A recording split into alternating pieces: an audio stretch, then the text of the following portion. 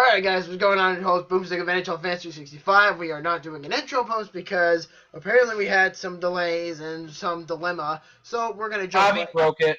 Now Yeah, he broke it. Fuck you guys. I just want to start off this podcast by reminding everyone to vote for Trevor's story for the All-Star game. Wait, what about the All-Star? Yes! Story time in the All-Star game. That is what needs to happen. At least Noah Syndergaard made it.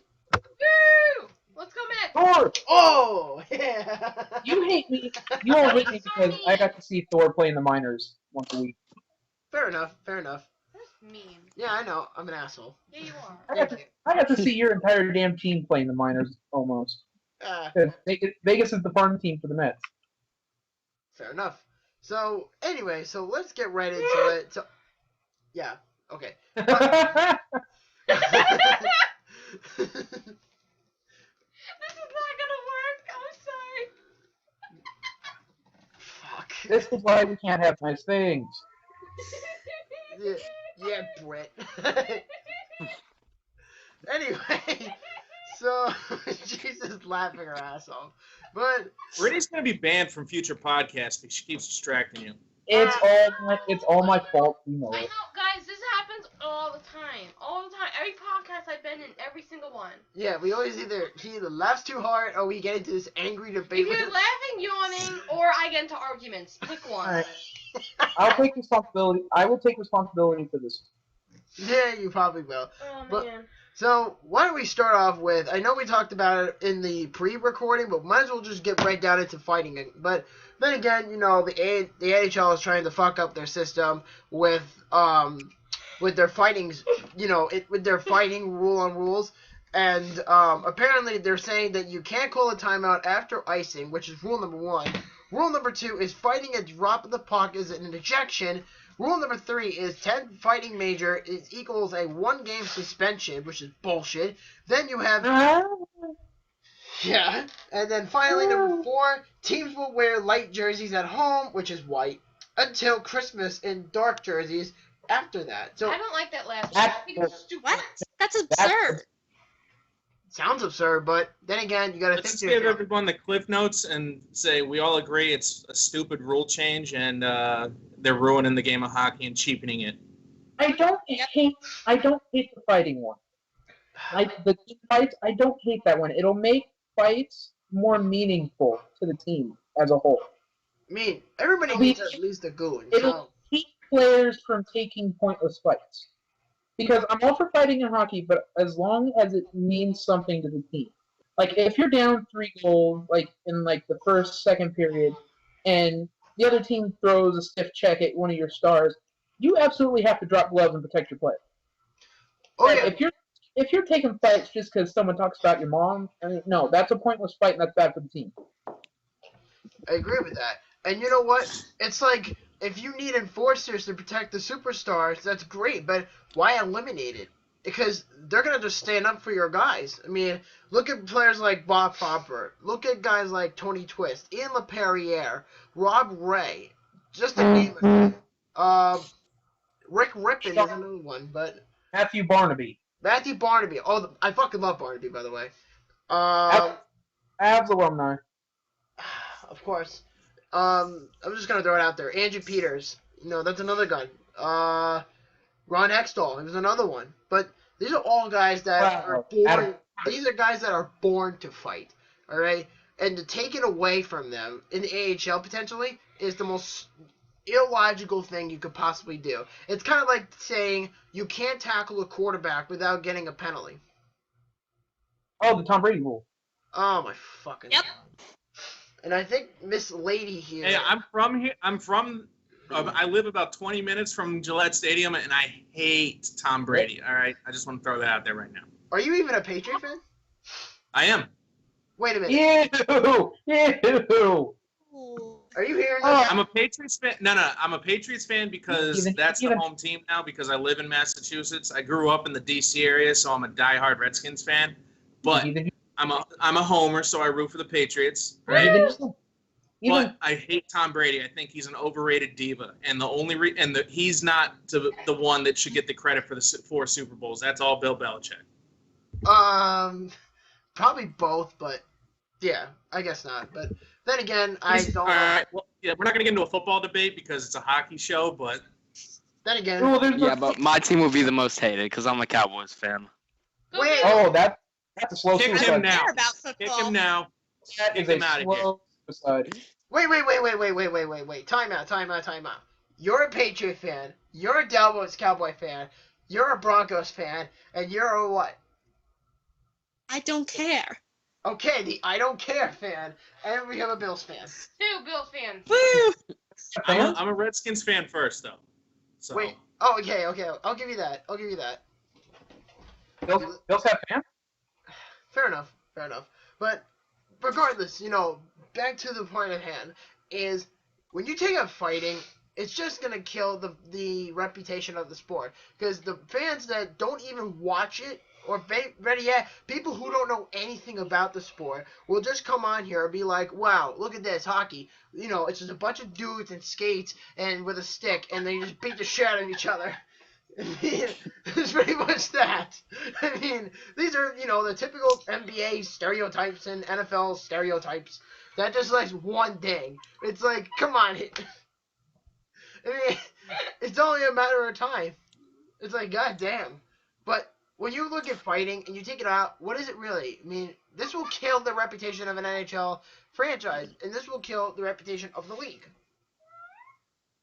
You okay? Well, I just watched a firefighter pull out of a fire truck. What Help the you with that. What the hell? Yeah, really. What the hell? I'm sorry. I watched a firefighter fall out of a fire truck. Drugs must be fun. Brett, you have issues. What? Oh man.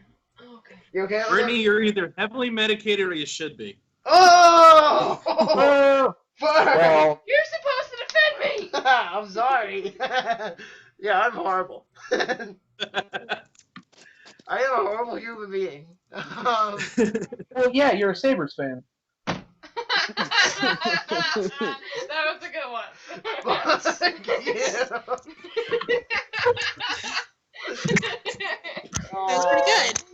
Oh, We all know Brett Hull's your favorite player. Oh, what?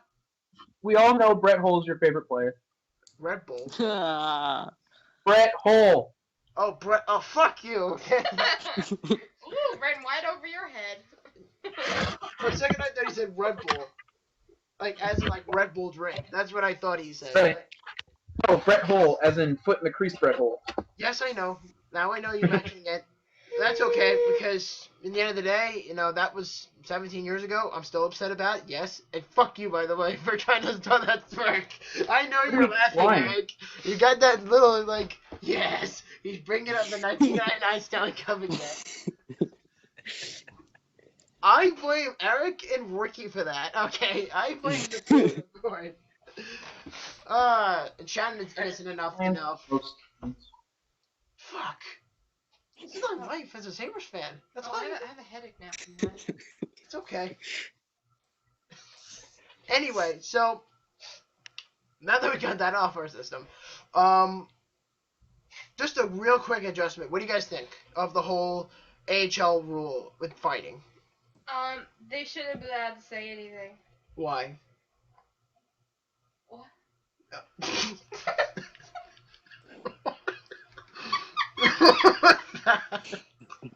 The 10 fight rule, I'm a fan of. The fight at a puck drop, I'm not. I understand.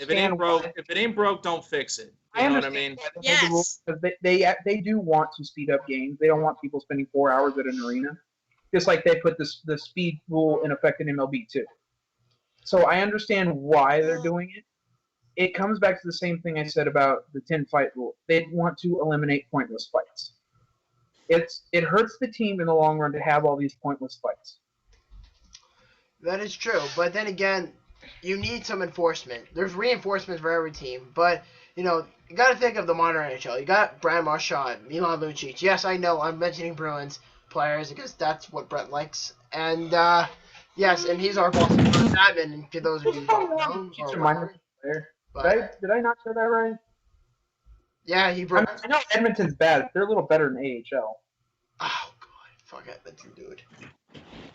I cannot wait to see how this whole experiment with Uchi's happens. I'm just waiting for it to happen. So that's just all in hand. But then again, is it really necessary to take away fighting? No. No. No. No? Shouldn't No. God, no. But apparently they want to do this political crap, say, you know what? We don't want anybody getting any concussions. We don't want anybody doing whatever. It's Part of all the game. What the hell? Well, no, if we're going to talk about concussions, yeah, that I understand. Oh yeah. But fighting is not the main cause of concussions. Well, Derek Bugard, Opportunity is the main cause of concussions. I mean, names like Derek Bugard, Wade Belak, and Rick Rippon, all three of them were in forces, and they've been fighting for the rest of their careers, and they all died of overdose on drugs. And that's just the story of the bottom line. It's not an assumption, but the fact is that it usually becomes a mentality problem. It's like, in the end of the day, we feel sorry for them. You know, they all passed away, you know.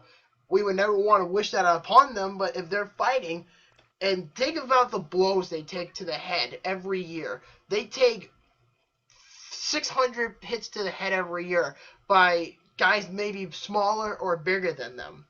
I mean, look at Bob Proper. Look at Rob Ray. Robbie! Yep, Rob Ray.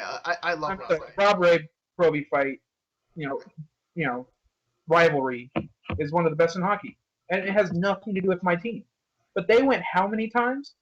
Proby and Domi that win. Yeah, I mean, it's only a matter of time. Bob Proper, Tony Twist. I mean, those are just all names. And by the way, Brittany's trying to fucking distract me with memes for Pokemon Go. That's how bad it is. She's just like, yeah. Hey. What? I got a Bullfix and a Machop. Fight me. I guess so. I mean, people are going nuts about it, so might as well just say, fuck it.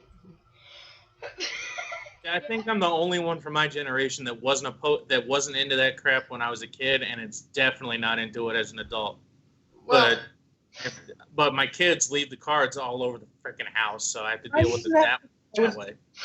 I always like Yu-Gi-Oh! And Digimon more than Pokemon, but it doesn't mean that I don't have a soft spot for it, and I'm not going to do the Pokemon Go just to say it. yeah. I don't know. This game's the first experience for me ever with Pokemon. Are you serious? You've never played Pokemon in your life? Nope. Fuck. Hold on.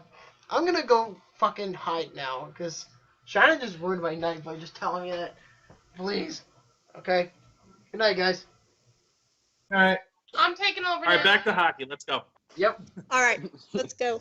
Anyway, so let's move on to the next topic. Does anybody have any last minute comments about the whole thing, about the whole fighting extravaganza? I get, Like I said earlier. Like I said earlier, if you okay, I'll let ladies first. Yes. Alrighty. You know, I get some of it's for safety, but at the same time, enough's enough. You know, just stop the coddling of the players. You know, it's impossible, because if they remove fighting, what does that say about hits or checks or, you know, hitting people into the boards or something like that? Could that end up in the realm of fighting per se, or sports violence? You know, are they going to eliminate that? That would be my question. I don't think they would eliminate that, but I think, because like I said, it could lead to concussion symptoms, it could lead to, you know, mental problems, it could lead to anything really after maybe 20 years of playing, 30 years after playing. It all comes to a matter of time. So for these guys, you know, they just need to take care of themselves, and unfortunately some of them didn't take care of it the way that they should have. My thing is, I guarantee you, if you had a chance to ask any of these guys that have either overdosed on the pain meds or have suffered all these different post-concussion symptoms because of it, you ask them if they do it again, 100% of them would say yes. Guarantee it. I would too. What do you think, Eric? It's the heritage. It's the heritage. It's the history of the game. You don't mess with it. Absolutely. If you eliminate fighting, Gordie Howe, the spinning of Gordie Howe in his grave will reverse the spin of the earth. So, I mean, rest in peace, Gordy, but That's a truer statement than anything. What about you, Eric? Do you have any thoughts about fighting? Well, I mean, I just think it needs to be included because it's part of it. It'll always be a part of hockey. But B2, like you'll have these games where it's a rivalry and someone's agging someone else on, and they may go and they may lay a dirty hit instead of letting them fight, and it could just lead to a multitude of problems really by just taking out fighting. You mean like Steve Moore getting his career ended by a cheap shot to the back? Yeah. Interesting. Do you have any thoughts, Britt? Any thoughts about fighting? No. Yeah, you're wiped out over there. She's just looking for so many ways to make me laugh about Pokemon tonight. No, I just have a headache from laughing. Laughing. Well, you did that yourself. Go to bed now. Maybe you need to poke her. Maybe you need to poke her. Come on. Maybe. That's my job, isn't it? But do work. I suppose, man. I suppose. Anyway, I know we talked about this last week, but might as well just cover it again. And we're going to talk about Evander Kane. I know Brittany's got something to say about this, because apparently there were new details about his arrest. Or, yeah, pretty much. They were saying that he will face non-criminal harassment charges after grabbing two women, and one of them was by the throat at the Bottoms Up bar in Chippewa Street in Buffalo. And Kane was caught on security video, and witnesses came to oust Kane, and he also pulled one of the women by the hair and grabbed them by the throat at one of the two women.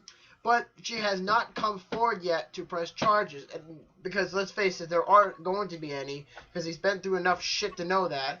And then on top of that, there was also claims about him striking one of the bouncers after he was warned to have his aggression in terms of his behavior to stop at the bar.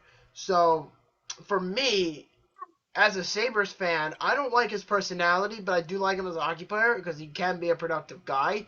But you got to think outside the box a little bit here. And you got to think, is Evander Kane a long-term answer? Is he really going to be helping the Buffalo Sabres? Is he finally starting to realize that maybe if he keeps it up, he's going to get himself into a bitter ass than anything? It comes down to this. Did they get video of him doing it? Well, there was a video of him on WIVB4 in Buffalo, and I saw the video, and apparently that he was being pulled back, and there was apparently a blonde woman, but apparently there were reports saying that this blonde woman, name not announced, pretty much stated that that one of the women here dated Evander Kane, and they broke up, and she made this plan 6 days prior, because originally before they broke up that weekend they were gonna go to the bar together, and they broke up, and she was pretty much like, well, I'll get you back, don't worry, I'm gonna file every charge on possibilities as much as I can. I'm gonna try to destroy your life just by making sure I get all the money and all the attention I want. And this is not the first time he's done it.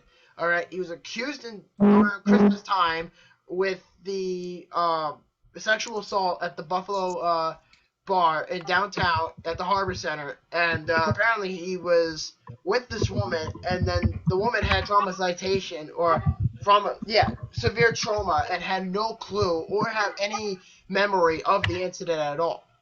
So, and this is probably the best way of saying this, he dodged a bullet twice. You can't dodge allegations. Kane can certainly do it. No, because anybody who has just an allegation against them, nothing will happen. Well, look at Ryan O'Reilly. He got an allegation last year for drunk driving and leaving the scene of an accident. He was drunk when he left Colorado, so... He was in Buffalo when he did it. Yeah, and he just needed coffee. Well, to run it at Tim Hortons at 4 o'clock in the morning with a brand new convertible seems to me like, yeah, it's a guaranteed fuck up at the time. So, but at this rate, Ryan O'Reilly will probably get a 1-year probation from driving. So I would probably say take the punishment and just deal with it for next season. Don't even think about it. and just go from there. So Evander Kane's situation is very different from Ryan O'Reilly's, because Ryan O'Reilly dodged the bullet with drunk driving, because if there was somebody in Tim Hortons or not, he didn't kill anybody. That's the only difference. If he killed somebody at that time, he would have went to jail. That's number one. Prison, whatever. It would have been game over for him at the time. But Evander Kane, if he was convicted, he would have probably spent 14 days in jail. That for harassment. That's just an obligation that had to be said by the Buffalo media. Philadelphia's bitches. I'm sorry. I know we're talking about hockey, but Philadelphia, Philly pitchers are being bitches right now. I can see where this is going, but then again, it's a good observation to have. But does anybody have any comments about the whole Evander Kane thing? Where's the evidence, Yeah, video speaks louder than stories. I'm sorry. If there's video, produce it. If not, shut the fuck up, bunnies, and quit trying to get money. I mean, there definitely is video, but I don't have it on me right now, but it's definitely out there. And TMZ was not involved in this, because I know people hate that show, and I know some people like it, and I know Shannon watches TMZ sometimes. Not sometimes. Hey, Harvey Levin's gone, alright?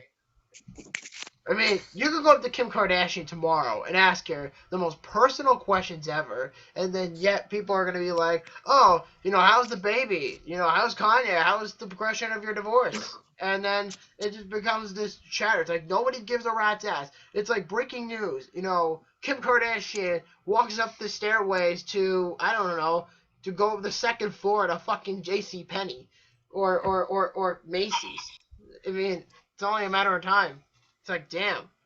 But that's the same thing that's happening here with Evander Kane. TMZ will they may or may not, I don't know.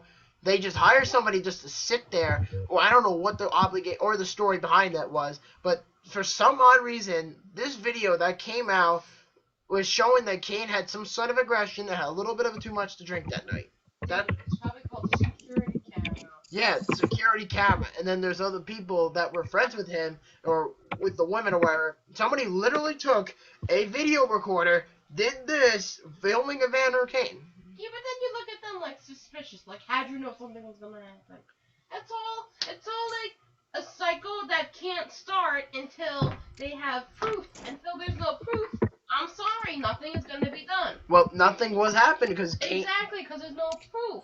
Well, Kane, like I said, that's why I said earlier, he dodged the bullet twice. Yeah, but you're saying, like, oh, he got off lucky. It's like, no, somebody almost put his career on the line for no reason.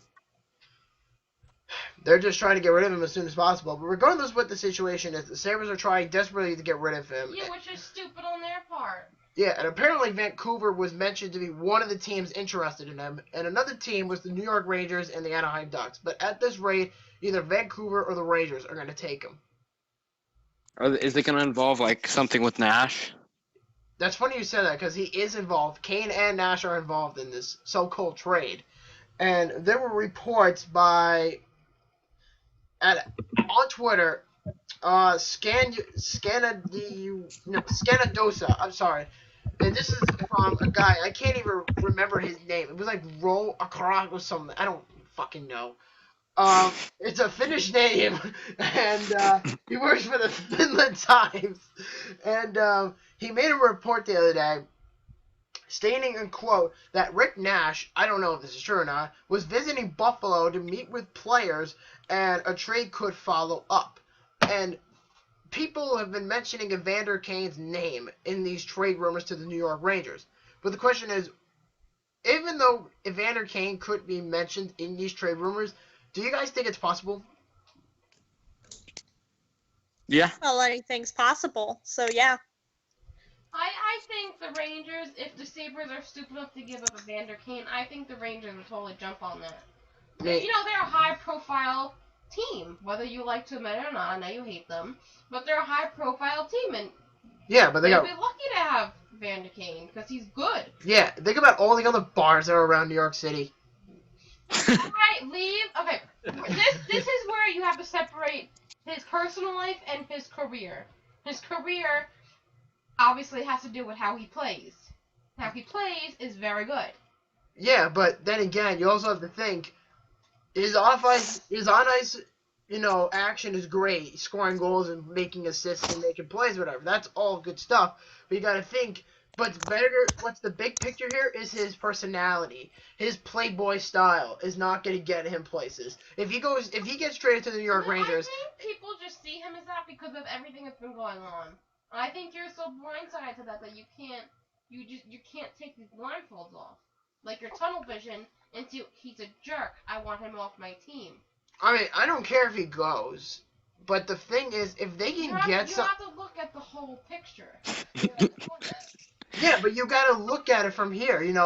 If they don't want him anymore, your best odds of getting rid of him are pretty high. But you gotta look at it that what his actions that are allegations have nothing to do with how he plays on the ice. And if they want to get rid of raw talent like that, again, they're stupid for doing that, for throwing somebody out like that. But I mean, they would be getting Nash in return. Well, the thing is, it's a buyer's market on Kane right now because Buffalo's made it clear they want him gone. So it's going to be pretty easy for a team to hose Buffalo on this trade. And I don't agree with them getting rid of him. And let's face it, regardless who the Sabres trade, the Sabres are 90% likely to gangbust him. Because Rick Nash, if he gets traded here, could potentially be a 40-goal scorer and actually could clutch in the playoffs if they make it, I'm sure. Because he'd be playing with Eichel, O'Reilly, Reinhart. Oposo. Yeah, Kyle Oposo, possibly Jimmy Vesey, Shannon's favorite player. Nope. Yeah, you like Jimmy Vesey. I still think it's a big if, them making the playoffs. Hey, you know what? Buffalo was on the top 5 of NHL.com's list of most improved teams, and Buffalo made, I think, like number 2 or 3 in their rankings. But because I think they actually were one spot behind the Florida Panthers on that list. But you got to look at it from the big picture. The Sabres are becoming more and more of an offensive team, and with the weapons that they have going for them, adding Rick Nash will provide so much more, offensive scoring. So this could certainly help them down the line. And you got to look at it from there. I know Rick Nash is not in the best of his prime or a little bit past his prime from what I understand. I've heard back and forth things between the situation, between him being washed up in trash and saying, oh, this is a great idea. There's a lot of talk about that lately. About whether or not, Evander Kane actually is worth for Rick Nash. But the question is, if it does happen, is it worth it? I would make that trade straight up because you're going to bring in a guy who's got the experience and the leadership qualities to actually help those young guys produce. Yeah, I think it'd just be a 1-for-1. I think so. Yeah, for sure. I mean, I've heard Zemgus Girgenson's name was mentioned in this trade as well. So him and Evander Kane, and maybe next year second, depending what Buffalo gives up. But bottom line is, I don't know exactly what the details are yet in this trade, but it could come in any day of the week. It could happen tomorrow. It could happen in September. It could happen in August. There's no timeline on these trades. I mean, if the Sabres are willing to push to make that, assumption to trade Evander Kane away from the Sabres just to relieve trouble, then good on them. But then again, you have to think from, you got to think from top to bottom, is Evander Kane worth trading away? Because I've heard people say that it's not worth trading him away. Get him some help or send him to the AHL. I mean, that's the most common thing I hear about him. Oh, fuck. Oh. Yeah. But people don't realize that these allegations can happen to any player. Absolutely. And They happen more and more. Exactly. It's his third incident. I know, but have any of them led to charges? I think Like one. I said earlier, it may not be as malicious or as extreme as the girls are accusing it. It's definitely not as innocent as he's making it sound. He's putting himself in a position to get into these situations, and it's just a liability for the organization. Absolutely. Yeah. I think we can agree on that. And I can't. I know you can't, because you personally like him. No, because from my perspective, I just think that there's more or less to the story than what's actually being said. I'm not on his side, I'm not on their side. I'm just looking at it from 2 points, and that's my outcome for it. And I'm sticking with it. But you're leaning to defending him because you're a fan of his, and I'm not disputing his talent. He's a very talented player. I'm not defending him just because he's on the team I'm a fan of. I'm looking at the facts and what is actually being said about it, and from what I'm gathering, that nothing, they're just allegations. Nothing could happen with them once there's proof. And if there's no proof, I'm sorry, nothing's gonna happen. So he's good. But it doesn't matter. It's already been said that he's not being charged. Exactly. Exactly. So I'm not looking at it because he's on a team I'm the fan of. I'm not. That's besides the point. That has no leverage in anything that I'm saying. I'm looking at what the story is. There's really no facts to the case. So that's again my outcome to it. Yep, and speaking of allegations, and Brett is looking forward to this one. Yes, he is. And we're going to talk about legendary Ray Bourque. Oh my god. Brett's got a lot to say. Oh my gosh. Yeah, no. Bring it up. Come on, say it. Oh my gosh. No, not that one. Oh my Legendary. Oh my gosh. What's up? Legendary is definitely right, especially when it comes to the Boston area with Ray Bourque and, him going to Colorado for the year to win the Cup and then retiring as a Bruin afterwards. Obviously, I don't condone it at all. It was a stupid mistake. It's probably not the first time he's done it. It's just the first time he got caught because he rear-ended a car full of kids in front of him. No one was hurt, thankfully, but... he pled guilty. He pled no contest or admitted that there was enough evidence to prove his guilt. His blood alcohol level was 0.24, which is more than 3 times the legal limit. Yeah. He refused a breathalyzer on the scene, so that carries a 80-day license suspension in Massachusetts, and he was given a 40 or 45-day license suspension, and he has to take drug and alcohol education classes. Well, apparently, so from what I'm gathering, and I'm just going to take it from here, this is from Complete Hockey News, and they wrote that Ray Bourque has acknowledged that there is enough evidence to convict him to find him guilty of driving under the influence after he drove his Mercedes-Benz into a minivan with a blood alcohol level of 0.249. And under the Massachusetts law, like you said, Bourque's admission to sufficient facts will close his case without a guilty verdict following a 1-year probation and a 45-day suspension license. Now, and there's something else I also want to add, and correct me if I'm wrong. Isn't there a 225-day ban or a 1-year? Because apparently they were convicting him of a 1-year ban from driving any vehicle since the drunk driving incident. So now I'm starting to think this all starts to make sense. Because it didn't go to court and it didn't end up with a criminal charge. He gets the 45-day suspension and the year probation, but because he refused to take a breathalyzer on the scene and it was actually administered at the police station, he carries a 80-day suspension on his license for that too. That came directly from the Bruins website. That's I think it's actually a little light on the. I mean, I'm completely against drunk driving. If I have more than 3 drinks while I'm out, I don't drive. My wife drives home, and usually one of us will be the one that's not drinking it, or if we do go out. But I mean, I think he got off easy. I really do. He did in his statement. Let me see if I can pull it up here.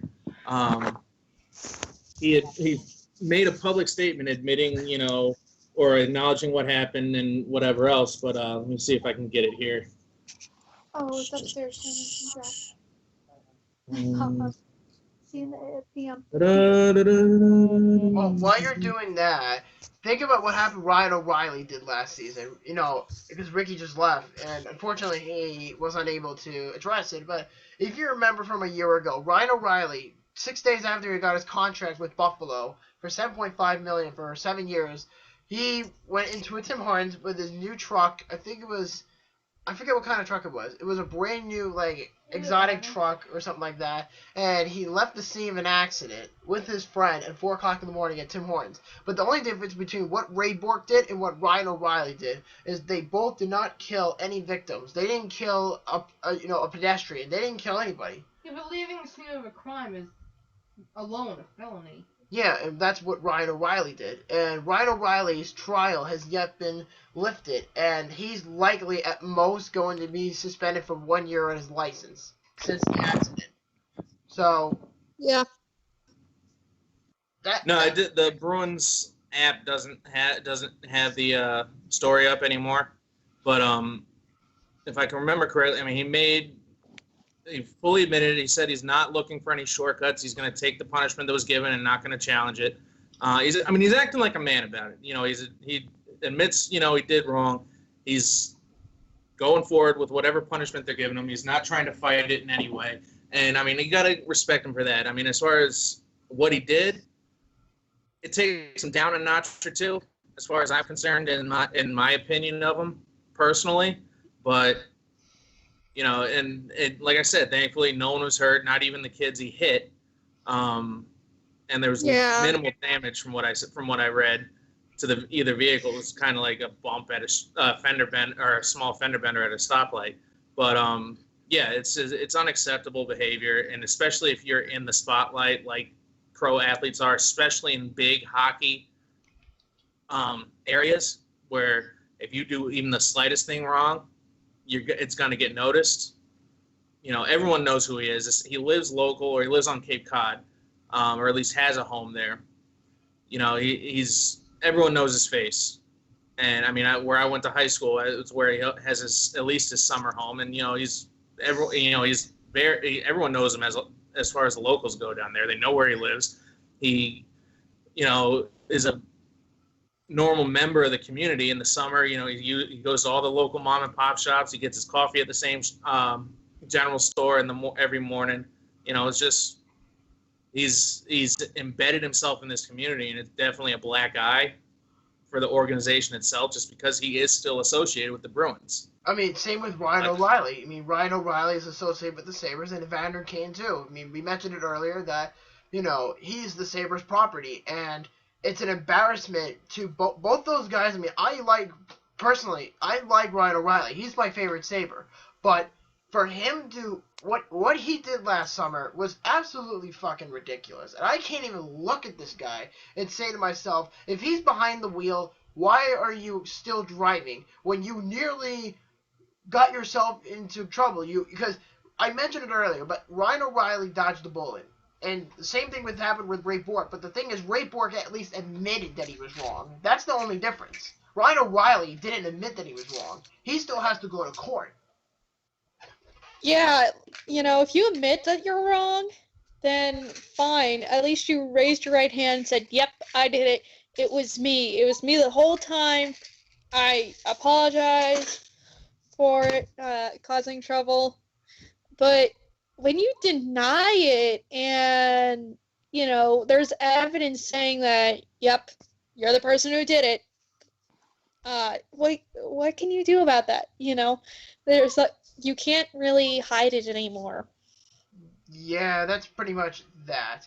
And I do have an update about the Rick Nash story. I don't mean to cut this topic off short, but I'm getting a report now about the Buffalo Sabres with Rick Nash, and apparently there's a proposal on the board, and supposedly Tyler Ennis, Zemgus Girgensons, Cody Franson are going to the New York Rangers for Rick Nash and a pick.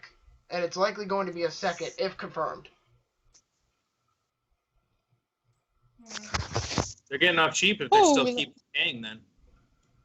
Yeah, exactly. If the Rangers want to go with half of what Buffalo's crap is, then fine. No problem. They can dump a lot of salary. I mean, they'll take in $2 million, no problem. for 2 years, I'm totally okay with that.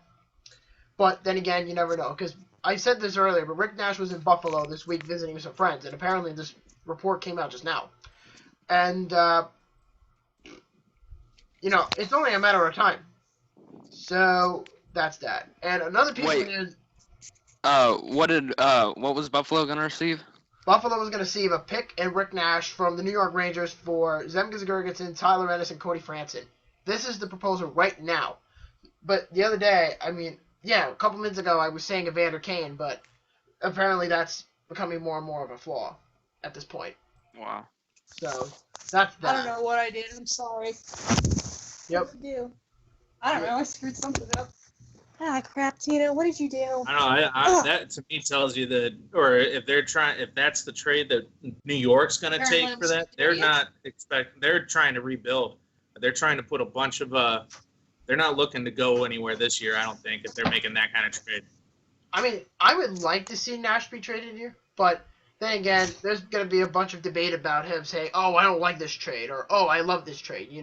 It gets rid of altogether. It gets rid of close to $6 million actually in their cap.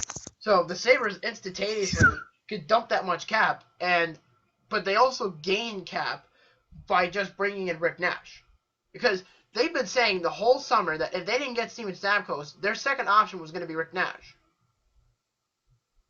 So I can understand why the Sabres are trying to do it, but then again, this is just a report. I would like to see it being confirmed, but we'll see what happens. And Shannon, are you there? Yep, I'm there. Well, I have something for you, and you can get right into it and post it on the page. And I actually have something for you.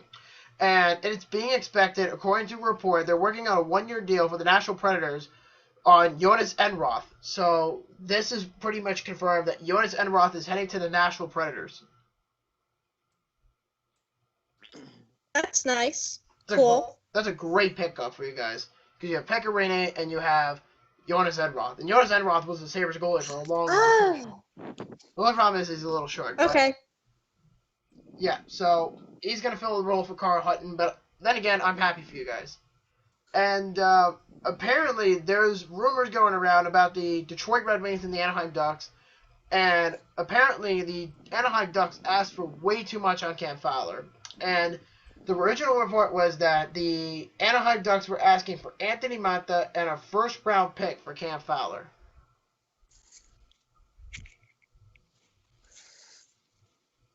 The question is, would you do it?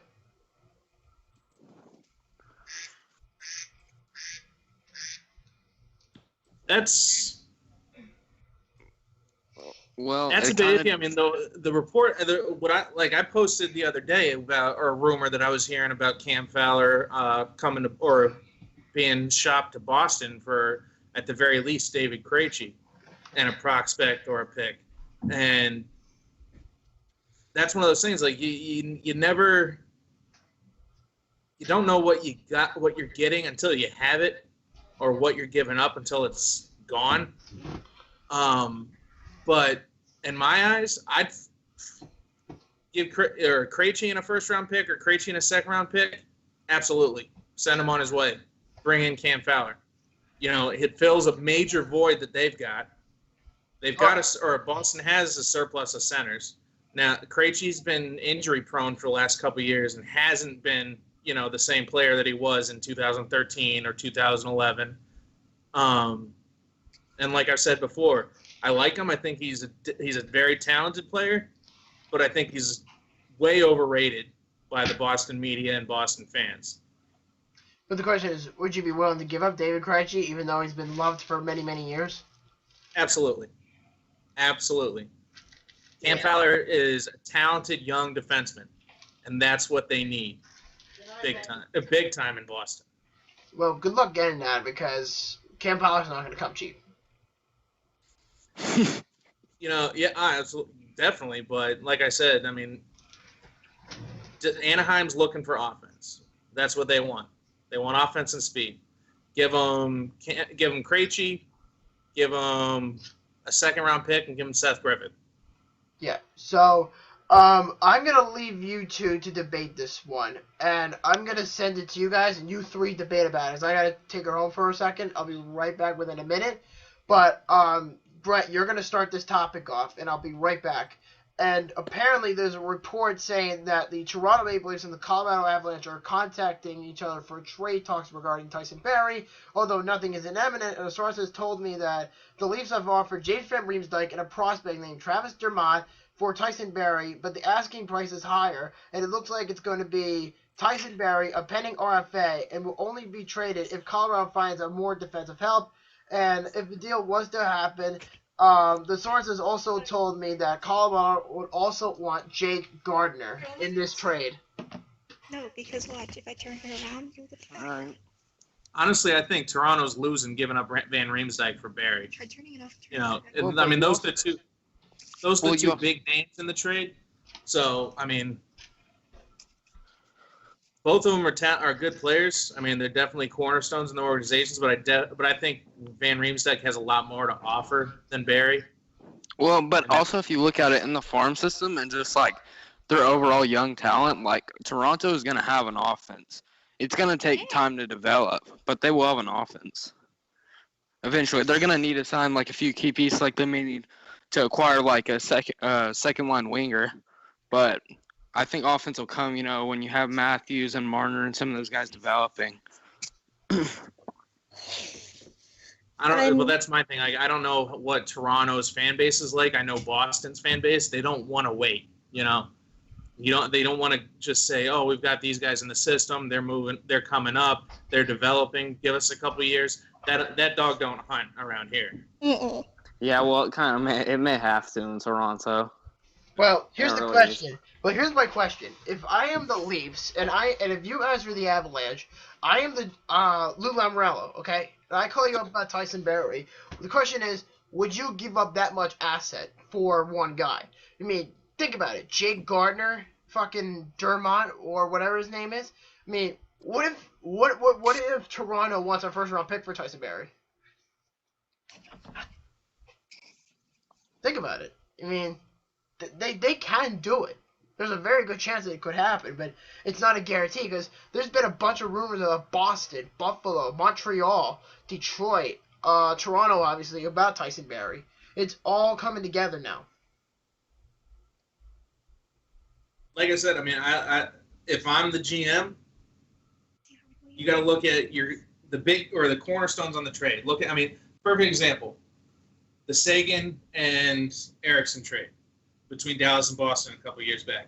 Yeah, I remember that. Those are the two names on the trade, and you look at what was produced by either player with their new team. Boston lost. Eriksson got rid of Riley Smith. Yeah, Boston lost on that deal because Eriksson didn't want to play Boston hockey, and I mean honestly, like I said in my post about it, I'm okay seeing him walk away.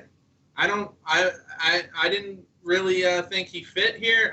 I think he plays a European style hockey and he belongs in the European style offense. He doesn't fit in Boston. And you can't, I mean, he had his moments where he played really well with Krejci especially, but for most of his time here, he was a third line winger because he wasn't playing the system. Yeah, he fit really well in Dallas' system for the first few years when he started to develop. But when the trade was announced, I was pumped. I liked what I saw at him in Dallas. He played well. He was producing numbers. Hated Tyler Sagan. I thought he was just a cocky little punk. And you know, I ate my words because Sagan goes to Dallas and he's a superstar. You know. Absolutely. Now, I don't know if I mentioned this on the show last time. Shani, can you help me out with this for a second? What? Yeah. Did we talk? I don't think we talked about it last time, but I might as well bring it up to Eric because he is here, because he is the Dallas Stars admin. Did we talk about on the last podcast about Ben Bishop? Yeah. Oh yeah, I watched part of that podcast, and y'all were showing the Instagram comments. No. Yeah, I remember that now. Yeah, so Eric, if they do make this trade, how do you feel about it? Well, it kind of depends on what we give up, honestly, because, we are looking for like a bona fide number one goaltender. I think definitely, whether that's Bishop, and I know we were even looking into Rask at one point. Speaking of Rask, it's actually still available. Yeah.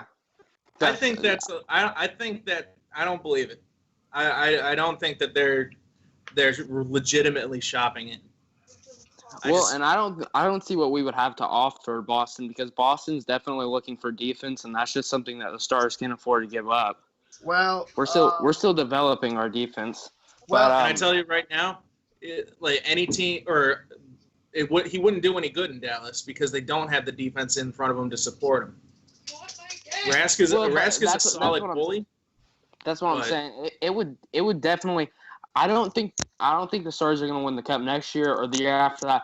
But I think once those pieces from like the farm system start to develop, some of those guys like Alexiak and Lindell get to develop, and they come in, I think they could play really well. But I know like the what was being like a trade. Well, what people thought was going to be traded for Bishop was Lettinen. I don't know if it was I think it was a first round pick. Patrick Nemeth, and there was one other piece. The other one was Valeri Nichushkin. That's right. Why the fuck do the Stars want to get rid of him so badly? I don't know. I just think we have so much offensive firepower. I don't think we really feel the need to maintain him. There's an opportunity for. There's no guarantee that it could happen, but then again, who knows? The Bruins could trade him tomorrow for, Kari Lettinen, and then the Boston Bruins are in trouble for goaltending because they're saying Malcolm Subban could be available. They could say that, there's plenty of options. Dobin just came back to Boston for whatever reason. And then, I don't know. The problem is Boston has, Rask has a no movement clause in his contract that went into effect on July 1st. Yeah, because if you remember, that was the whole debate if he would waive it for Dallas. But I don't think he would because he doesn't have the defense there, he wouldn't have the defense there to support him, and he still has 4 or 5 years left on his contract. Yeah, it's like 4 years. Rask I think has. When did he sign that contract? Like 2013. I know I think it was. Yeah, no, he's got a lot left on his contract. Yeah, and that would be a career killer going into going into a Dallas team with no defensive strength. Well, it'd be the same thing as Lettinen. When Lettinen actually started to come into his own as like a number one goaltender, it was Robidaw was on the first pair. It was Robidaw and Fowler, I think, was the first pair, and it was just not a maintainable first pair. Well, if you're talking about first no trade clause, Nashville decided not to take that for precaution, and they kind of declined that no trade clause because PK Subban when he got traded last week. Yeah, because PK Subban when he got traded last week, they pretty much declared he's our guy. Shea Weber can go to Montreal and be a productive guy. But the question is, the Montreal Canadiens, if you look at them with the whole goalie situation, comparing to what the Bishop situation is and what the Tuukka Rask situation is, and PK Subban combined, but when it comes to waiving the no trade clause, this gives most players an opportunity to pick who they want to go. Obviously that's their choice, but then again, like I said, it all depends who the player is, because I obviously just said PK is not willing to waive it, so it's only a matter of time. Well, and that's all. I think that Nashville lost in that trade. You think so? Subban he doesn't have the physical presence that Weber has. He doesn't have the command of the ice like Weber has. Where the respect of his teammates, and that was obvious when you see him play. If you really watch the team dynamic with Montreal, they should have been able to move on and play a competitive style or a brand of hockey without Carey Price. Maybe. But they fell apart. And Subban, he's a punk. He's more into the whole rock star and mentality than he is about being a hockey player. Well, and I think that's why they were willing to move him. He's talented, yeah. He's got a great offensive ability for a defenseman, but you're a defenseman first. And Shea Weber brings that. You know, he knows his role. He's a leader. He's a proven, all-star year in, year out. I think Montreal won on that trade big time. But going back to the Bishop trade, I think if the Stars were to acquire a goaltender, I think it's going to be Bishop, or I think it's going to be Carey and Nancy again. I don't think I don't think Boston would be willing to give up Raskin. If they do, I don't think he would be willing to waive his no trade clause. And it seems like Fleury's going nowhere, as well as the Lightning know that they have, a young star who's rising in Vasilevsky. They just signed him to a 3-year deal. Yeah, and then Galivkas to a 1-year deal. I mean, let's face it, with that signing of Galivkas, this pretty much guaranteed Ben Bishop is gone. Because look at the contract the Tampa Bay Lightning have to put up next year. They have to re-sign Ben Bishop. They have to still sign Kucherov. I think Devin Stegoff still has to get signed. The triplets have to get signed. I mean, Stamkos and Hedman obviously re-signed. But then again, the Tampa Bay Lightning are having contract problems. And they're having salary cap problems as well. But you got to think as well, the Tampa Bay Lightning could really face down the shitter. I mean, I don't want them to be bad going down the road because they just got Stamkos back after 5 or 6 months of dilemma with that fucking guy. I mean, he was just about to become an unrestricted free agent just 2 days before the whole incident. And then next thing you know, it's like, wow, Stamkos resigns. And then it's just all the storm just fades away. Well, the thing is, with them being willing to shop Ben Bishop that hard, I think it's a bad move because, yeah, you've got a good young goaltender. He showed up well in the playoffs. But there's no guarantee that's going to carry on next year. And you've got Ben Bishop, who's proven. He's been there. He's played, at the top level of the game as far as goalies are concerned for a while. You've got a proven guy. You've got 1 year left. Worry about that next year. Carry on with him for a year. And if nothing else, it creates competition and it makes players or these guys, especially the young guys, play at the level they're expected when they've got that veteran who can still play well for you, breathing down their neck. Absolutely. Yeah. What were you going to say before, Shannon, about the whole Subban thing? First of all, the no trade clause, that's pure BS because the trade was made before July 1st. Therefore, why does it matter now? Why does it matter, even though the trade was made before July 1st, okay, the no trade clause was not in effect then. Why are people considering it? Yes. Totally a matter of time. But does anybody here want to share any rumors about their teams before we go? All right, the rumor was there was, talk going around about the Chris Russell fiasco. Toronto's trying to bid for him. Montreal's trying to bid for him. Boston's trying to bid for him. I think like I said in my post about it, I think there's one, like I said, there's 3 different ways this could go as far as Don Sweeney's going. He's already brought the head coach and assistant coach up from Providence to work the bench behind Julian. So he's got his guys there breathing down Julian's neck.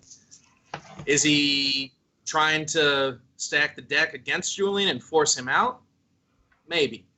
Not likely because, with the Backes deal, I think that's showing the two of them working together and bringing guys that are going to play well in the system. Because Backes is a Boston hockey-style player. He's gritty. He's tough. He can put up numbers, comparable to Eriksson over the last couple of years. And he plays, a good North American style of hockey. Are they trying to bring him in because he's a veteran? He wore the A when he was in Calgary. He's got a leadership aspect to his game, obviously, because they thought he was something of him at least. They've got a lot of young. That's the one thing I will say. That's the one thing I will say. For a guy who hadn't had much playoff experience, he performed extremely well for the Stars in the playoffs. The way he played, he would always lay down the body to block shots. He would make that one extra play to get out of the zone. He was a great player in the playoffs, especially is when he really showed his leadership. And that's the other thing.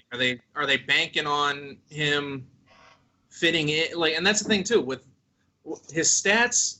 Or stats are an elusive aspect of a player's ability. You know, you can have, or especially in his case, you know, possession stats being in the toilet. You got to kind of look at what's going on around him. Mm-hmm. That's why I don't put a lot of stock in like goals against average for goalies, especially. You know, you can have a Vezina capable goaltender, but if he doesn't have the team in front of him to get him there, he's not going to. You know, is it? You know, it could be. You know, there's that X factor that people talk about that a lot of people dismiss. You know, they just like someone's style of play and they'll fit in well with the system that's being run with a certain team and not in another. You know, there's just a lot to go into it. And if he does end up coming to Boston, they're going to overpay for him because he's already turned down a $5.25 million deal from Toronto. Good. I don't so, blame him. You know, he's going to get big money or whatever contract he finally accepts. The Bruins are going to regret it if they pay him that much money. I'm just saying straightforward. Oh, yeah, absolutely. I don't think he's worth that much, but... No, he's not. I think he's definitely got something to him to be worth looking at. And maybe he turned down that deal just because he doesn't want to play in Toronto. I don't blame him. Maybe he'll take less money to play in an organization he wants to play for. Because, I mean, or maybe he's just a mercenary out to get the biggest check he can get.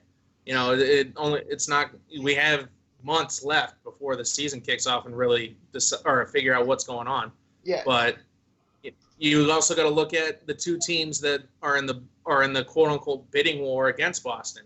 They both have a lot of cap space. Maybe Sweeney's trying to drive his price up just to cripple one of those teams for the next year or 2 years. I heard because they're both pretty. I mean, what I was they're both pretty decent rivals. That's true. I actually heard just today two things. First one is I actually heard today from WGR or another insider from CBSE or CBSN in New England.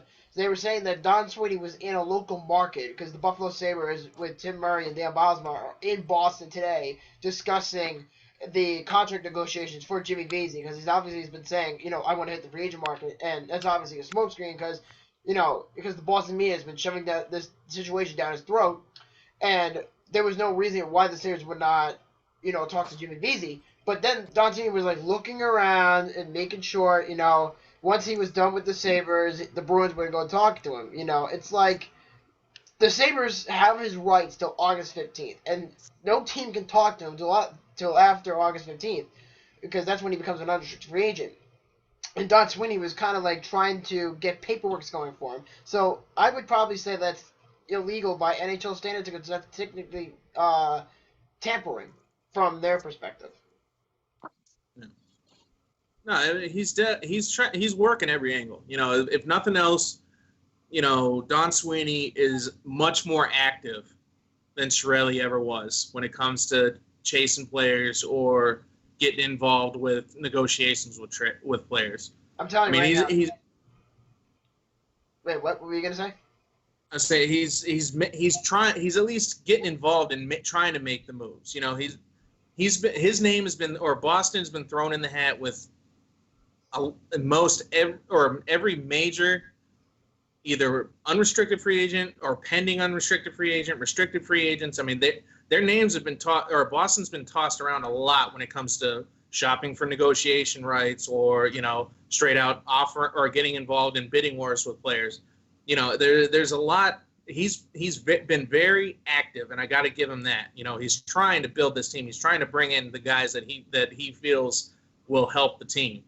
So yeah, but you know, is some of it shady and, you know, underhanded?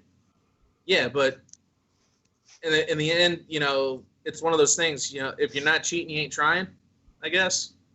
Yeah, but regardless, I'm just saying this going forward. I know the media in Boston has been trying so hard, and I'm not trying to be biased either about this either, but from the latest media reports about the Vesey situation, I know he's a Hobey Baker winner, but people have been overestimating him in his value because they're saying, oh, VZ doesn't want to play in Buffalo, which is not true at all because he stated before the trade, I think it was like 2 months before the trade, he stated that I want to play with Jack Eichel because we went to school together. We went to they didn't go to college together, but they went to North Chelmsford together in high school and all that stuff. They've been like best friends since then. But you also got to think, it was his idea from the beginning, and the Sabres didn't just trade for his rights because they wanted just to bring him in. They brought him in because they know that he wants to play there.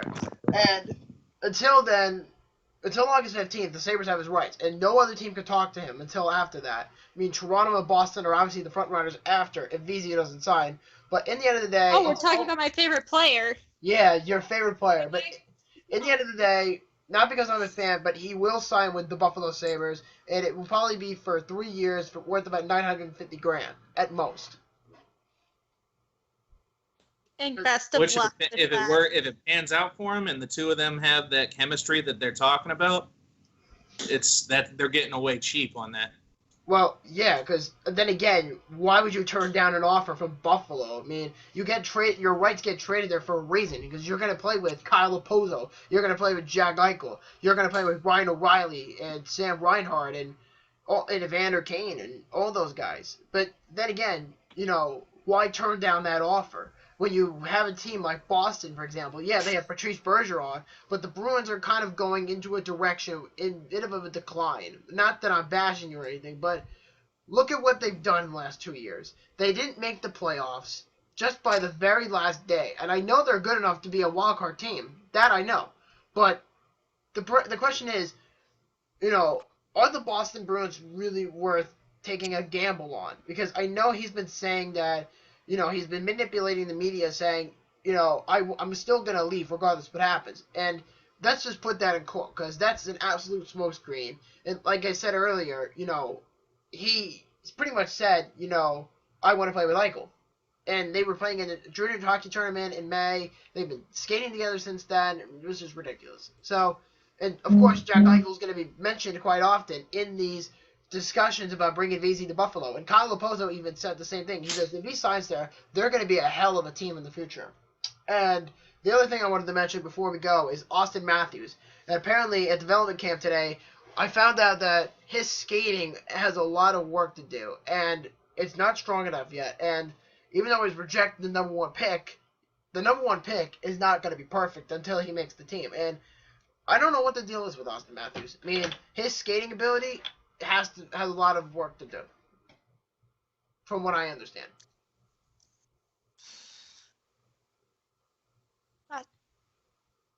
Yep. So, does anybody have last minute comments? We need Ben Bishop. Yeah. What's up, Eric? Oh, wait. Yeah. But I think we're gonna cut it here though. So, just one last time, this is your host, Boomstick, the head admin of the Buffalo Sabres, and earlier before was the other Buffalo Sabres admin, hashtag BladesofBuffalo, or Blades, whatever you want to call her. And tell us one more time, Brent. On Cloud 9, the sole admin for the Boston Bruins, so we need recruits. Yes, we do. And what about you, Eric? WhatTheFaksa. I'm the second Dallas Stars admin. And what about you, Shannon? I'm RinneSetGo. I am one of the Nashville Predators admins. And that works well with me. So, and like I said, this show is Boomstick, the head admin of the Buffalo Sabres, and I will catch you guys later until Saturday. See you then.